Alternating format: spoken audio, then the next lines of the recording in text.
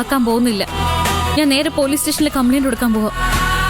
എന്തോന്ന് പറഞ്ഞു? അവളെ ഇതുവരെ കാണുന്നില്ല എന്ന് പറഞ്ഞ്, നിത്യ കാണാനില്ല എന്ന് പറഞ്ഞ്. വെറുതെ മണ്ടത്തരം പറയല്ലേ. പരാതി കൊടുത്താലേ അത് വാർത്തയാവും, നാണക്കേടാവും. എനിക്ക് അതിനേക്കാളൊക്കെ വലുതാ എന്റെ നിത്യമോള്. അപ്പോഴേ ഞാൻ പറഞ്ഞതാ ഇതിലെന്തോ കുഴപ്പമുണ്ടെന്ന്. അപ്പൊ ആരും സമ്മതിച്ചില്ല.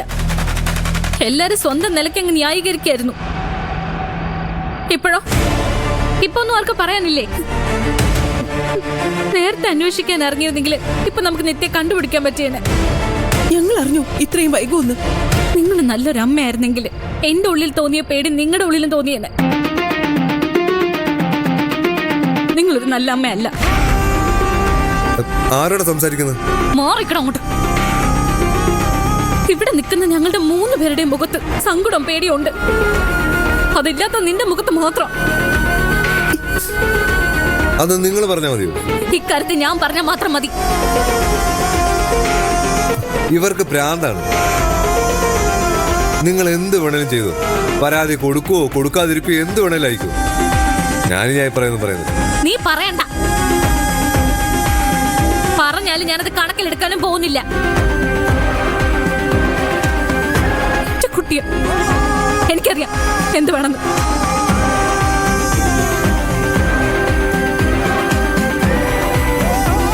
ഇതെന്താ പാർവതി ഇവൾ ഇങ്ങനെ പെരുമാറുന്നേ?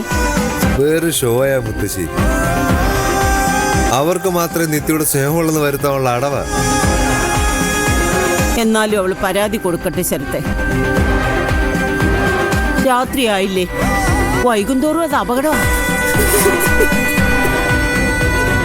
കരയല്ലേ അമ്മേ. എന്റെ നിത്യക്കുട്ടിക്ക് ഒന്നും സംഭവിക്കില്ല. അവൾ ഉടനെ വരും.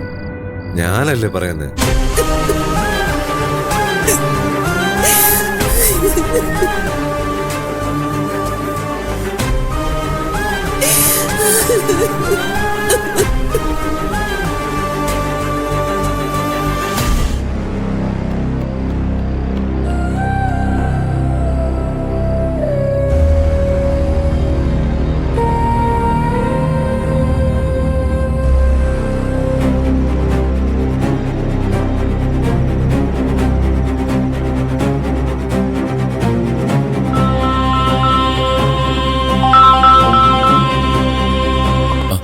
എന്താ ദേവിയെ?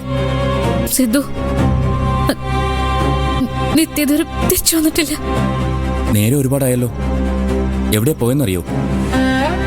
കൂട്ടുകാരെ കാണാൻ പോകുന്ന അമ്മയോട് പറഞ്ഞത്. ഫോണിലാണെങ്കിൽ കിട്ടുന്നുമില്ല. ഞാനൊന്ന് അന്വേഷിക്കാം. അത് മാത്രം പോരാ സിദ്ധു, നമുക്കൊരു പരാതി കൊടുക്കണം പോലീസിൽ. അവർ തിരക്കട്ടെ. അല്ല, ശരത്ത് അവിടെ ഉണ്ടല്ലോ അല്ലേ? ഉണ്ട്. ആ, അവനില്ലായിരുന്നെങ്കിൽ അവനെ സംശയിക്കായിരുന്നു. ഇതിപ്പോ എന്തായിരിക്കും കാരണം?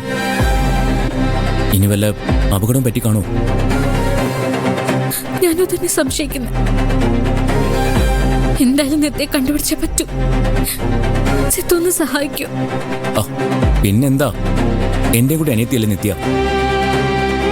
അവളെ കാണാതായ അത് എന്റെയും കൂടി വിഷമമല്ലേ? പോലീസിന് ഞാൻ വിവരം കൊടുത്തോളാം. അല്ലാതെ അന്വേഷിക്കാം. ദേവിക വിഷമിക്കാതിരിക്കുക. രാവിലെ തൊട്ട് മനസ്സിനൊരു സ്വസ്ഥതയില്ല സിദ്ധു. വലിയൊരു അപകടം വരാൻ പോകുന്നു ഉള്ളിലിരുന്നവർ പറയുന്ന പോലെ തോന്നുക. അവൾക്കൊന്നും സംഭവിക്കാതിരുന്നാ മതിയായിരുന്നു. ഒന്നും സംഭവിക്കില്ല ദേവികെ, സമാധാനമായിട്ടിരിക്കെ. എനിക്ക് വീട്ടില് ആകെയുള്ള ആശ്വാസം അവളെ സിദ്ധു. ഇന്ന് തന്നെ അവളെ കണ്ടുപിടിക്കണം. ഇപ്പൊ തന്നെ അതിനുള്ള ഏർപ്പാട് സിദ്ധു ചെയ്യണം. ചെയ്യാം. ഞാനിങ്ങ് ഇറങ്ങി കഴിഞ്ഞു. താൻ അവളുടെ നമ്പർ എനിക്കൊന്ന് സെൻഡ് ചെയ്തേക്ക്. പോലീസിന് അത് കൊടുക്കാം. അവര് സൈബർ വിങ്ങിന് അത് ഹാൻഡ് ഓവർ ചെയ്തോളൂ. ഫോൺ അവസാനമായിട്ട് പ്രവർത്തിച്ച ടവർ ലൊക്കേഷൻ കിട്ടിയാലേ അത് വെച്ച് അന്വേഷിച്ചാൽ മതിയല്ലോ. എന്ത് ചെയ്താലും വേണ്ടില്ല. ഇന്ന് രാത്രി ഇരുട്ടി വെളുക്കുന്നതിന് മുൻപ് നിത്യ ഇവിടെ തിരിച്ചെത്തണം.